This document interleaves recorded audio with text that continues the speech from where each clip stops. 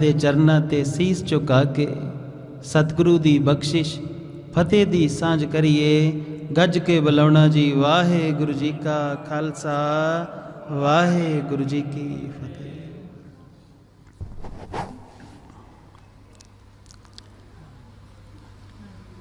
ਨਿਮਾਣਿਆਂ ਦਾ ਮਾਣੇ, ਨਿਤਾਣਿਆਂ ਦਾ ਤਾਣੇ, ਇਹ ਸਾਹਿਬ ਪਿਤਾ।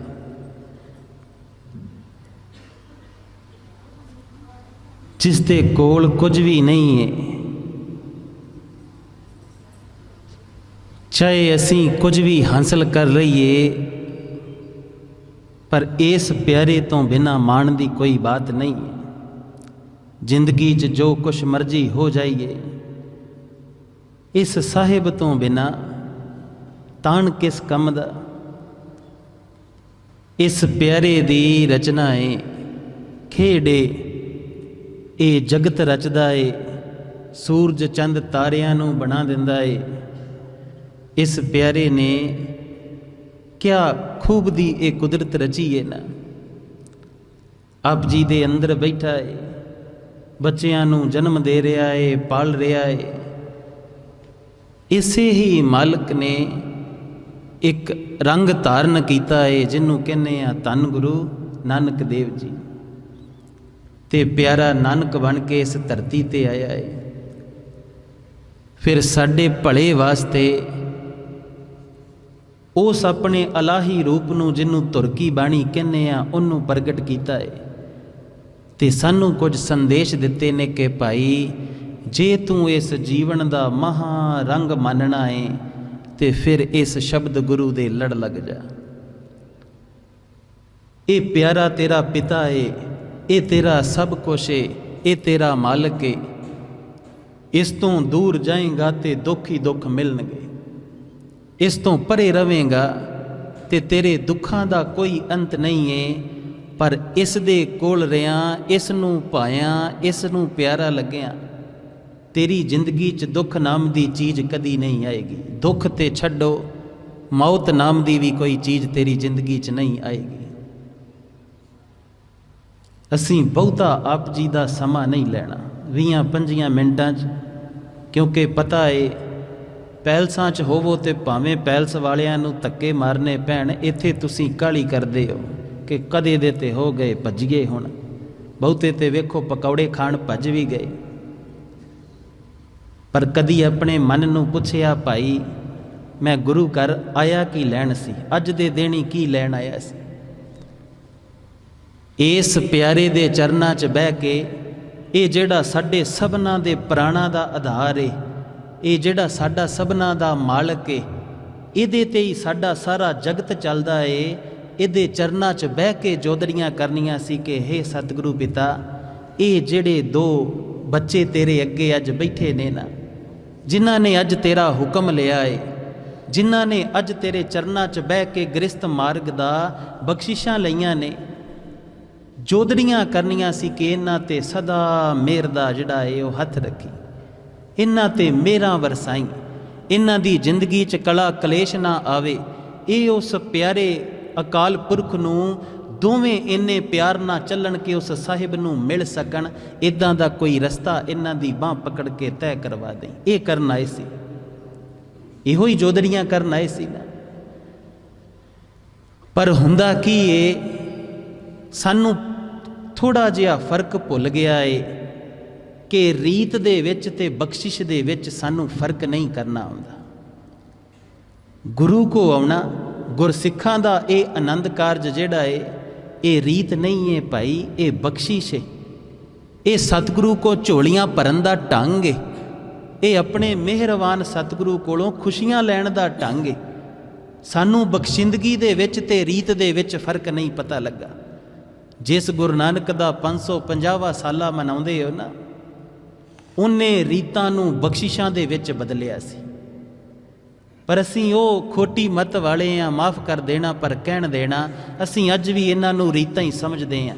ਤੇ ਜੇ ਰੀਤ ਹੀ ਏ ਤੇ ਫਿਰ ਤੇ ਲੋਕ ਕਚਹਿਰੀਆਂ 'ਚ ਜਾ ਕੇ ਵੀ ਵਿਆਹ ਕਰਾ ਲੈਂਦੇ।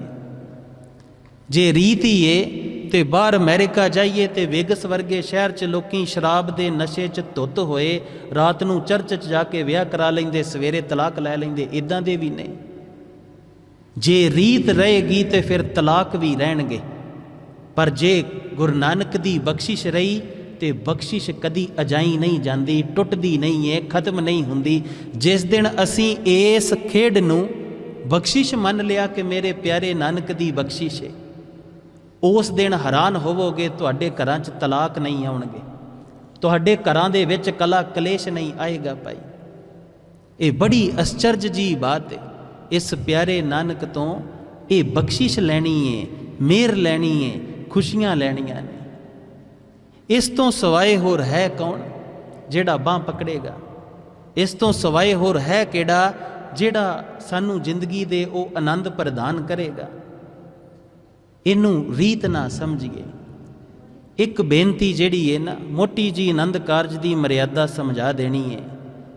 ਵੈਸੇ ਤੇ ਅਸੀਂ ਨਾਰਾਜ਼ ਹੋ ਜਾਂਦੇ ਹਾਂ ਕਈਆਂ ਗੱਲਾਂ ਤੋਂ। ਗੁਰਸਿੱਖਾਂ ਨੂੰ ਇਹ ਬੇਨਤੀ ਵੀ ਕਰਦੇ ਹਾਂ ਕਿ ਜਿੱਥੇ ਤੁਹਾਨੂੰ ਲੱਗੇ ਨਾ ਗੁਰੂ ਮਹਾਰਾਜ ਦੀ ਪੂਰਨ ਮਰਿਆਦਾ ਨਹੀਂ ਹੈ ਭਾਈ, ਉੱਥੇ ਸਾਨੂੰ ਨਾ ਸੱਦਿਆ ਕਰੋ।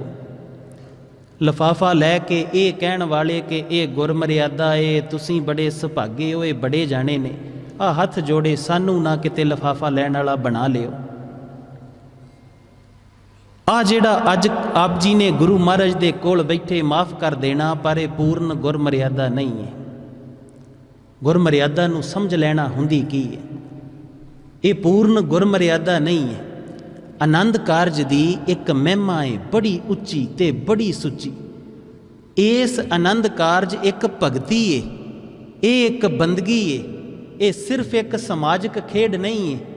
ਇਹਦੇ ਵਿੱਚ ਪਰਮੇਸ਼ਰ ਨੇ ਮਿਲਣਾ ਹੈ। ਜੇ ਜੋਗੀਆਂ ਤੋਂ, ਜਤੀਆਂ ਤੋਂ, ਰਿਸ਼ੀਆਂ ਮੁਨੀਆਂ ਤੋਂ ਕੋਈ ਉੱਚਾ ਢੰਗ ਹੈ ਗ੍ਰਸਤ ਮਾਰਗ, ਤੇ ਫਿਰ ਇਹਦਾ ਮਤਲਬ ਹੈ ਇਹ ਗੁਰੂ ਨਾਨਕ ਦੀ ਬੜੀ ਅਗੰਮੀ ਖੇਡ ਹੋਏਗੀ। ਇਹ ਛੋਟੀ ਜੀ ਬਾਤ ਨਹੀਂ ਹੋਏਗੀ। ਮੇਰੀਆਂ ਭੈਣਾਂ ਨੂੰ, ਵੀਰਾਂ ਨੂੰ ਬੇਨਤੀ ਹੈ, ਬਹਿ ਜਾਓ। ਮਾਇਆ ਨਹੀਂ ਚਾਹੀਦੀ। ਮਾਇਆ ਅਸੀਂ ਲੈ ਲਾਂਗੇ ਮੰਗ ਕੇ ਜਦੋਂ ਚਾਹੀਦੀ ਹੋਏਗੀ। ਸਿਰਫ ਬਹਿ ਕੇ ਆਪਣੇ ਪਿਆਰੇ ਦੀ ਇੱਕ ਮਰਿਆਦਾ ਨੂੰ ਸਮਝ ਲੈਣਾ। ਗੁਰੂ ਨਾਨਕ ਨੇ ਜਿਹੜੀ ਇਹ ਆਨੰਦ ਕਾਰਜ ਦੀ ਮਰਿਆਦਾ ਬਣਾਈ ਹੈ ਬਹੁਤ ਪਿਆਰੀ ਹੈ। ਹਰ ਖੇਡ ਮਰਿਆਦਾ 'ਚ ਤੁਸੀਂ ਸੌਂਦੇ ਹੋ, ਤੁਹਾਡਾ ਸੌਣਾ ਵੀ ਮਰਿਆਦਾ 'ਚ। ਜ਼ਿਆਦਾ ਸੌਂ ਜਾਓ ਤੇ ਸਿਰ ਪੀੜ ਹੁੰਦੀ ਹੈ ਨਾ, ਘੱਟ ਸੌਵੋ ਤਾਂ ਵੀ ਹੁੰਦੀ ਹੈ। ਪਾਣੀ ਜ਼ਿਆਦਾ ਪੀ ਲਓ ਤਾਂ ਵੀ ਢਿੱਡ ਆਫਰ ਜਾਂਦਾ ਹੈ, ਪਾਣੀ ਘੱਟ ਪੀਓ ਤਾਂ ਵੀ ਡੀਹਾਈਡਰੇਸ਼ਨ ਹੋ ਜਾਂਦੀ। ਰੋਟੀ ਜ਼ਿਆਦਾ ਖਾ ਲਓ ਤਾਂ ਵੀ ਜਿਹੜਾ ਹੈ ਉਹ ਨੁਕਸਾਨਦੇਹ, ਘੱਟ ਖਾਓ ਤਾਂ ਵੀ ਨੁਕਸਾਨਦੇਹ। ਇੱਕ ਮਰਿਆਦਾ ਬੱਧੀ ਹੈ ਨਾ ਕੁਦਰਤ ਨੇ ਕਿ ਹਰ ਇੱਕ ਚੀਜ਼ ਤੇਰੀ ਮਰਿਆਦਾ 'ਚ ਹੋਣੀ ਚਾਹੀਦੀ। ਤੇਰਾ ਬੋਲਣਾ ਮਰਿਆਦਾ 'ਚ, ਤੇਰਾ ਸੁਣਨਾ ਮਰਿਆਦਾ 'ਚ। ਜਦੋਂ ਤੂੰ ਇਹ ਮਰਿਆਦਾ ਦੀ ਉਲੰਘਣਾ ਕਰੇਗਾ ਤੂੰ ਦੁਖੀ ਹੋਵੇਂਗਾ। ਤੇਰੀ ਹਰ ਬਾਤ ਦੀ ਮਰਿਆਦਾ ਹੋਣੀ ਚਾਹੀਦੀ। ਤੂੰ ਭੋਜਨ ਛਕ ਰਿਹਾ ਹੈ, ਭੋਜਨ ਤੱਤਾਂ ਦਾ ਛਕ ਰਿਹਾ ਹੈ ਕਿ ਸਿਰਫ ਸਵਾਦਾਂ ਕਰਕੇ ਛਕ ਰਿਹਾ ਹੈ? ਜੇ ਤੇਰੇ ਭੋਜਨ 'ਚ ਤੱਤ ਨਹੀਂ ਬਚਣਗੇ, ਸਵਾਦ ਬਚਣਗੇ ਤੇ ਤੇਰੇ ਸਰੀਰ ਨੂੰ ਬਿਮਾਰ ਕਰਨਗੇ। ਇਹ ਮਰਿਆਦਾ ਹੈ। ਆਪ ਜੀ ਦੇ ਅੰਦਰ ਤੱਤ ਨੇ, ਉਹਨਾਂ ਦੀ ਵੀ ਮਰਿਆਦਾ ਹੈ ਕਿ ਇੰਨੇ ਇੰਨੇ ਹੋਣੇ ਚਾਹੀਦੇ ਨੇ। ਜੇ ਉਹ ਨਾ ਹੋਣ, ਆਪ ਜੀ ਦੇ ਅੰਦਰ ਕੁਝ ਤੇਜ਼ਾਬ ਦੀ ਮਾਦਾ ਹੈ ਕਿ ਕੁਝ ਤੇਜ਼ਾਬੀ ਰਸ ਛੱਡਦਾ ਹੈ ਮਿਹਦਾ, ਜਿਹਦੇ ਨਾਲ ਰੋਟੀ ਨੇ ਪਚਣਾ ਹੁੰਦਾ। ਜੇ ਉਹ ਆਪਣੀ ਮਰਿਆਦਾ ਤੋਂ ਜ਼ਿਆਦਾ ਉਹ ਤੇਜ਼ਾਬੀ ਮਾਦਾ ਬਣਾਵੇ ਤੇ ਜਿਹਨੂੰ ਕਹਿੰਦੇ ਸਾਨੂੰ ਅਲਸਰੇਸ਼ਨ ਹੋ ਗਈ, ਅਲਸਰ ਹੋ ਗਈ, ਇਹ ਪ੍ਰੋਬਲਮ ਲੱਗਦੀ ਹੈ। ਐਸਿਡ ਦੀ ਬਿਮਾਰੀਆਂ ਬਣਦੀਆਂ ਨੇ, ਗੈਸ ਦੀਆਂ ਬਿਮਾਰੀਆਂ ਬਣਦੀਆਂ ਨੇ। ਆਪ ਜੀ ਦਾ BP ਵੱਧ ਜਾਵੇ ਮਰਿਆਦਾ ਤੋਂ ਤਾਂ ਵੀ ਪੀੜਾ ਹੈ, ਘਟ ਜਾਵੇ ਤਾਂ ਵੀ ਪੀੜਾ ਹੈ। ਡਾਇਬਟੀਜ਼ ਜਿਹੜੀ ਹੈ ਵੱਧ ਜਾਵੇ ਤਾਂ ਵੀ ਪੀੜਾ ਹੈ, ਘਟ ਜਾਵੇ ਤਾਂ ਵੀ ਪੀੜਾ ਹੈ। ਇਹ ਹਰ ਇੱਕ ਪੂਰੀ ਕੁਦਰਤ ਮੇਰੇ ਪਿਆਰੇ ਨੇ ਇੱਕ ਮਰਿਆਦਾ 'ਚ ਬੰਨੀ ਹੈ ਤੇ ਉਸੇ ਮਰਿਆਦਾ ਦੇ ਵਿੱਚ ਇਹ ਆਨੰਦ ਕਾਰਜ ਪਿਆਰੇ ਦੀ ਜਿਹੜੀ ਗੁਰਸਿੱਖਾਂ ਦੀ ਮਰਿਆਦਾ ਹੈ ਉਹ ਇਹ ਸੁਬਾ ਆਸਾ ਜੀ ਕੀ ਵਾਰ ਤੋਂ ਬਾਅਦ। ਫਿਰ ਸਮਝ ਲੈਣਾ ਉੱਥੇ ਕੋਈ ਰੇਬਨ ਕਟਾਈ ਨਹੀਂ ਹੁੰਦੀ ਗੁਰਸਿੱਖਾਂ ਦੇ ਵਿੱਚ। ਉੱਥੇ ਜੁੱਤੀ ਚੁੱਕੀ ਵਾਲਾ ਕੰਮ ਨਹੀਂ ਹੁੰਦਾ, ਕਿਉਂਕਿ ਸਾਲੀਆਂ ਹੀ ਨਹੀਂ ਹੁੰਦੀਆਂ, ਸਭ ਭੈਣਾਂ ਨੇ। ਸਾਲੀ ਹੋਏਗੀ ਤੇ ਰੇਬਨ ਕੱਟੇਗੀ, ਸਾਲੀ ਹੋਏਗੀ ਤੇ ਤਾਂ ਹੀ ਜੁੱਤੀ ਚੁੱਕੇਗੀ ਨਾ। ਉੱਥੇ ਤੇ ਸਭ ਭੈਣਾਂ ਨੇ, ਕੌਣ ਜੁੱਤੀ ਚੁੱਕੇਗਾ, ਕੌਣ ਰੇਬਨ ਕੱਟੇਗਾ? ਉੱਥੇ ਜਿਹੜਾ ਏ ਬੜੀ ਸਹਿਜਤਾ ਦੇ ਨਾਲ, ਬੜੇ ਆਨੰਦ ਦੇ ਨਾਲ ਆਪਣੇ ਗੁਰੂ ਕੋ ਆਉਣਾ। ਸੁਬਹ ਆਸਾ ਜੀ ਵਾਰ ਜੀ ਕਾ ਕੀਰਤਨ ਹੋਣਾ, ਆਸਾ ਜੀ ਕੀ ਵਾਰ ਦੇ ਕੀਰਤਨ ਤੋਂ ਬਾਅਦ ਸਤਿਗੁਰੂ ਦਾ ਜਿਹੜਾ ਏ ਉਹ ਸੂਹੀ ਰਾਗ ਦਾ ਜਿਹੜਾ ਏ ਉਹ ਪਾਠ ਪੜ੍ਹਿਆ ਜਾਣਾ ਲਾਵਾਂ ਦਾ, ਤੇ ਇਹ ਪਰਿਕਰਮਾ ਹੋਣੀਆਂ ਜਿਹਨੂੰ ਕਹਿੰਦੇ ਆਨੰਦ ਕਾਰਜ ਹੋਣਾ। ਇਹ ਅੰਮ੍ਰਿਤ ਵੇਲੇ ਦੀ ਮਰਿਆਦਾ ਏ। ਲਗਭਗ 6-7 ਵਜੇ ਸੂਹੀ ਰਾਗ, ਫਿਰ ਗੁਰੂ ਨਾਨਕ ਪਿਤਾ ਦੀ ਉਹ ਉੱਚੀ ਸਮਝ ਦੇਖੋ, ਉਹ ਸਭਨਾਂ ਨੂੰ ਅਕਲ ਵੰਡਣ ਵਾਲੇ ਨੂੰ, ਉਹ ਸਭਨਾਂ ਨੂੰ ਬੁੱਧ ਦੇਣ ਵਾਲੇ ਦੀ ਆਪਣੀ ਮਹਾਬੁੱਧ ਦਾ ਰੰਗ ਦੇਖੋ ਕਿ ਜੇ ਰਾਗਾਂ ਦੀ ਦੁਨੀਆ ਨੂੰ ਜਾ ਕੇ ਵੀ ਪੜ੍ਹੀਏ ਨਾ, ਰਾਗਾਂ ਦੀਆਂ ਕਿਤਾਬਾਂ, ਕਿ ਕਿਹੜਾ ਰਾਗ ਦਾ ਸਮਾਂ ਕਿਹੜਾ ਏ, ਤੇ ਸੂਹੀ ਰਾਗ ਦਾ ਸਮਾਂ ਦਿਨ ਚੜ੍ਹਨ ਤੋਂ 2 ਘੜੀਆਂ ਬਾਅਦ ਏ। ਜੇ 6 ਵਜੇ ਦਿਨ ਚੜ੍ਹਿਆ ਏ ਤੇ 24 ਮਿੰਟਾਂ ਦੀ ਇੱਕ ਘੜੀ ਹੁੰਦੀ, ਲਗਭਗ ਪੌਣਾ ਘੰਟਾ 1 ਘੰਟਾ ਬਾਅਦ ਸੂਹੀ ਰਾਗ ਗਾਉਣ ਦਾ ਸਹੀ ਸਮਾਂ ਹੈ। ਕਹਿਣ ਤੋਂ ਭਾਵ ਕਿ 7 ਵਜੇ ਆਨੰਦ ਕਾਰਜ ਦਾ ਸਹੀ ਸਮਾਂ ਹੈ, 6:30-7 ਵਜੇ ਦਾ। ਇਹ ਮਰਿਆਦਾ ਹੈ। ਇਹਦੇ ਵਿੱਚ ਹੈ ਕਿ ਜਿਹੜੇ 2 ਜੀ ਨੇ ਜਿਨ੍ਹਾਂ ਨੇ ਇਸ ਰਸਮ ਨੂੰ ਨਹੀਂ ਨਿਭਾਉਣਾ, ਜਿਨ੍ਹਾਂ ਨੇ ਪਿਆਰੇ ਦੀ ਇਸ ਬਖਸ਼ਿਸ਼ ਨੂੰ ਮੰਨਣਾ ਹੈ, ਜਿਸ ਨੇ ਆਪਣੇ ਜੀਵਨ ਨੂੰ ਖੁਸ਼ੀਆਂ ਨਾਲ ਭਰਨਾ ਹੈ, ਉਹਨਾਂ ਨੇ ਕਈ ਮਹੀਨੇ ਪਹਿਲਾਂ ਹੀ ਤਿਆਰੀ ਕਰਨੀ ਹੈ ਕਿ ਹੇ ਪਿਤਾ, ਹੇ ਮੇਰਾ ਦੇ ਸਾਈਂ, ਦਇਆ ਕਰੀ। ਦੁਨੀਆ ਦਾ ਇੱਕੋ ਹੀ ਇੱਕ ਰਿਸ਼ਤਾ ਹੈ ਜਿਹੜਾ ਮੇਰੇ ਗੁਰੂ ਸਾਹਿਬ ਨੇ ਵਿੱਚ ਬਹਿ ਕੇ ਆਪ ਹੁਕਮ ਬਖਸ਼ਣਾ ਹੈ, ਸਭ ਤੋਂ ਪਵਿੱਤਰ ਰਿਸ਼ਤਾ। ਮਾਂ ਦੇ ਘਰ ਪੈਦਾ ਹੋਏ ਸੀ, ਕਿਸੇ ਨੇ ਪੁੱਛਿਆ ਨਹੀਂ, ਬਸ ਸੰਜੋਗ ਰਲਾਏ ਨੇ, ਪੂਰਬਲੇ ਕੁਝ ਕਰਮ ਰਿਲੇ ਨੇ ਤੇ ਤੁਹਾਨੂੰ ਭੇਜ ਦਿੱਤਾ। ਕੁਝ ਪੂਰਬਲੀਆਂ ਸੇਵਾਵਾਂ ਪੂਰੀਆਂ ਕਰਨੀਆਂ ਨੇ, ਕੁਝ ਪੂਰਬਲੇ ਕਰਮਾਂ ਦਾ ਆਦਾਨ ਪ੍ਰਦਾਨ ਕਰਨਾ ਹੈ। ਜ਼ਿਆਦਾ ਲੰਬਾ ਨਾ ਜਾਈਏ, ਬੜੀ ਲੰਬੀ ਸ਼ೃಂਖਲਾ ਹੈ। ਮਾਂ ਦੀ ਸੇਵਾ ਧੀ ਨਹੀਂ ਕਰੇਗੀ, ਪੁੱਤ ਨਹੀਂ ਕਰੇਗਾ, ਤੇ ਉਹ ਆਪਣੇ ਕਰਮ ਤੋਂ ਮੁਕਤ ਨਹੀਂ ਹੋ ਸਕਦਾ। ਇਹ ਜੀਵਨ ਹੀ ਇਸੇ ਖੇਡ ਲਈ ਹੈ।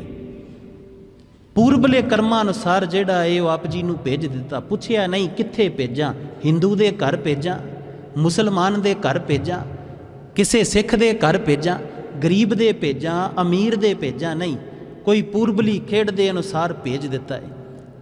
ਪਰ ਸਿਰਫ ਇੱਕ ਰਿਸ਼ਤਾ ਹੈ ਜਿਹੜਾ ਇਸ ਸੰਸਾਰ ਤੇ ਬਣਾਇਆ ਹੈ, ਤੇ ਉਸ ਰਿਸ਼ਤੇ ਦੇ ਵਿੱਚ ਸਿਰਫ ਇੱਕੋ ਹੀ ਇਹੋ ਜਿਹਾ ਮੌਕਾ ਆਉਂਦਾ ਹੈ ਜਦੋਂ ਗੁਰੂ ਪਿਤਾ ਆਪ ਵਿੱਚ ਬਹਿ ਜਾਂਦੇ ਤੇ ਆਪ ਉਹ ਰਿਸ਼ਤੇ ਨੂੰ, ਉਸ ਬੰਧਨ ਨੂੰ ਆਪ ਆਗਿਆ ਦਿੰਦੇ ਨੇ, ਆਪ ਹੁਕਮ ਦਿੰਦੇ ਨੇ। ਜਿਵੇਂ ਉਸ ਅਕਾਲ ਪੁਰਖ ਨੇ, ਉਸ ਅਗੰਮੀ ਵਾਹਿਗੁਰੂ ਨੇ, ਉਸ ਸ਼ਬਦ ਗੁਰੂ ਨੇ ਆਪ ਇੱਕ ਰਿਸ਼ਤਾ ਜੋੜਿਆ ਹੋਵੇ, ਜਿਵੇਂ ਆਪ ਇੱਕ ਸਾਥੀ ਬਖਸ਼ਿਆ ਹੋਵੇ ਕਿ ਦੋਵਾਂ ਜਾਣਿਆਂ ਨੇ ਕੁਝ ਕਰਨਾ ਹੈ। ਕੀ ਕਰਨਾ ਹੈ? ਮੇਰੇ ਤੱਕ ਪਹੁੰਚਣਾ ਹੈ, ਬਸ ਗਲਵੱਕੜੀ ਪਾਉਣੀ ਹੈ, ਬਸ ਉਸ ਪਿਆਰੇ ਨੂੰ, ਉਸ ਪਿਆਰੇ ਦੇ ਮਿਲਾਪ ਨੂੰ ਜਾਣਾ ਹੈ। ਪਰ ਕਿੰਨਾ ਬਦਨਾਮ ਕਰ ਦਿੱਤਾ ਨਾ ਇਸ ਰਿਸ਼ਤੇ ਨੂੰ। ਆ ਸਾਨੂੰ ਕੋਈ ਗੁਰਸਿੱਖ ਸੁਣਾ ਰਿਹਾ ਸੀ, ਕਹਿੰਦਾ ਕੋਈ ਬੰਦਾ ਨਾ ਡਾਕਟਰ ਕੋ ਦਵਾਈ ਲੈਣ ਗਿਆ, ਬਿਮਾਰ ਸੀ, ਮਜ਼ਾਕ ਬਣਾ ਲਿਆ ਨਾ ਇਸ ਰਿਸ਼ਤੇ ਨੂੰ। ਕਹਿਣ ਲੱਗਾ, ਦਵਾਈ ਦੇਣ ਗਿਆ ਤੇ ਡਾਕਟਰ ਕਹਿਣ ਲੱਗਾ ਕਿ ਭਾਈ ਤੈਨੂੰ ਤੇ ਕੋਈ ਬੜੀ ਖਤਰਨਾਕ ਬਿਮਾਰੀ ਚਿੰਬੜੀ ਹੈ, ਜਿਹੜੀ ਹੌਲੀ ਹੌਲੀ ਕਰਕੇ ਤੈਨੂੰ ਖਾ ਰਹੀ ਹੈ, ਤੇ ਇਹਨੇ ਤੇਰਾ ਜੀਣਾ ਹਰਾਮ ਕੀਤਾ ਹੈ। ਤੇ ਕਹਿੰਦੇ ਬੰਦਾ ਕਹਿਣ ਲੱਗਾ, ਡਾਕਟਰ ਸਾਹਿਬ ਹੌਲੀ ਬੋਲੋ, ਬਾਹਰ ਹੀ ਬੈਠੀ ਜੇ, ਬਾਹਰ ਹੀ ਬੈਠੀ ਜੇ, ਹੌਲੀ ਬੋਲੋ। ਇਹ ਮਜ਼ਾਕ ਪਤੀ ਪਤਨੀ ਦਾ, ਇਹ ਗ੍ਰਸਤ ਮਾਰਗ ਦਾ ਮਜ਼ਾਕ ਜਿਹੜਾ ਇਹ ਬਣਿਆ ਕਿਉਂ ਹੈ? ਕਿਉਂ ਸੀ ਅਸੀਂ ਗੁਰੂ ਨਾਨਕ ਕੋ ਬਖਸ਼ਿਸ਼ ਲੈਣਾ ਸਿੱਖੇ ਹੀ ਨਹੀਂ ਕਿ ਬਖਸ਼ਿਸ਼ ਮਿਲਦੀ ਕਿਵੇਂ।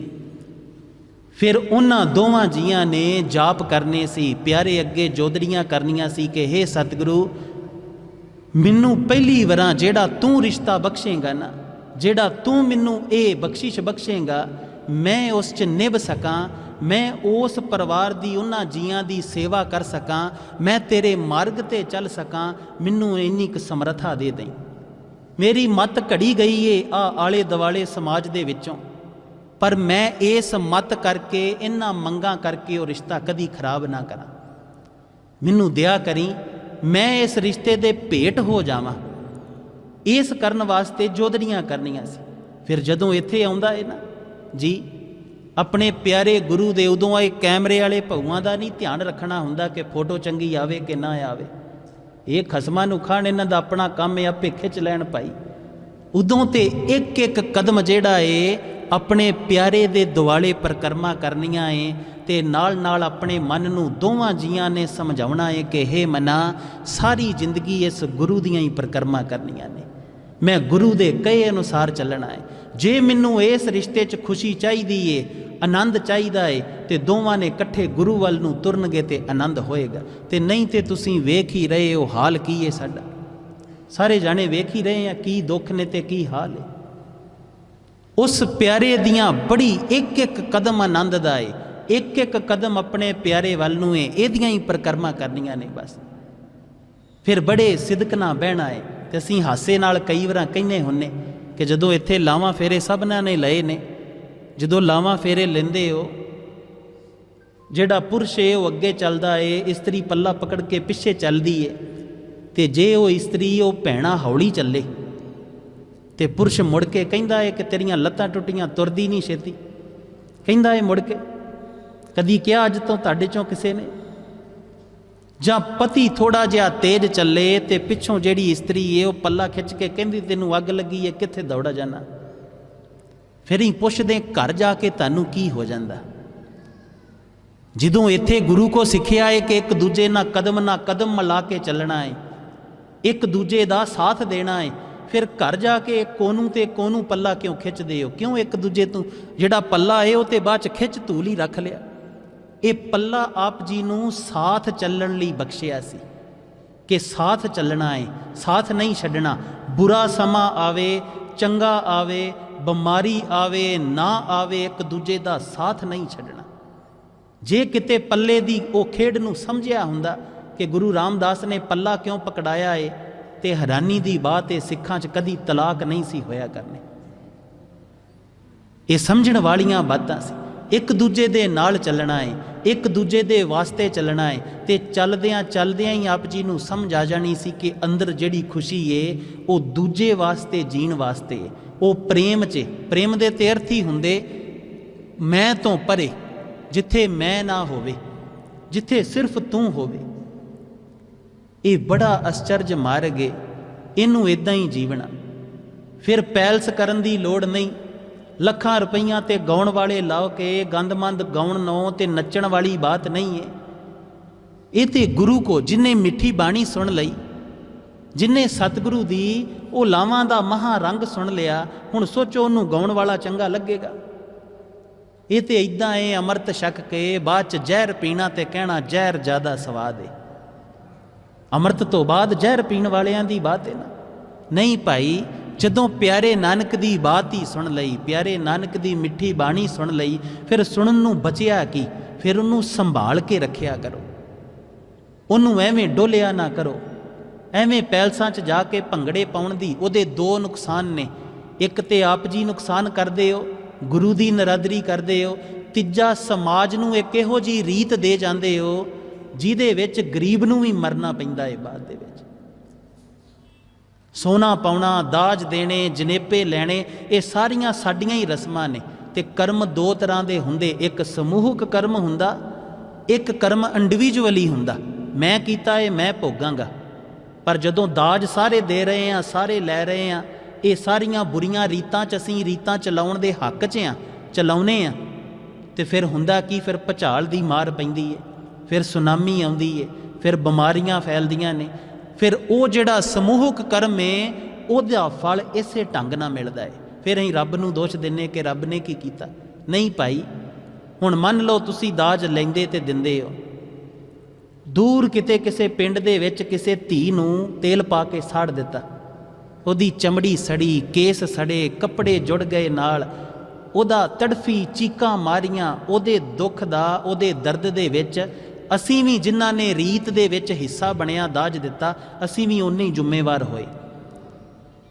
क्योंकि उसे रीत तो लालच आया, उसे लालच करके सड़े, उहदा कारण कुछ ना कुछ असीं भी बने, क्योंकि असीं ये रीत नूं हिस्सा पाया, इस रीत दे विच, इहनूं चलाउण दे विच। गुरु नानक पिता दे घर इदां दा कुछ नहीं, ना दाज लेना ना देना, ना इदां दी कोई बुरी रीत नहीं। फिर दूजी बात आ जांदी, जिवें लंगर दी बात आ जावे। लंगर किस गुरु पिता ने चलाया सी? धन गुरु नानक महाराज जी ने।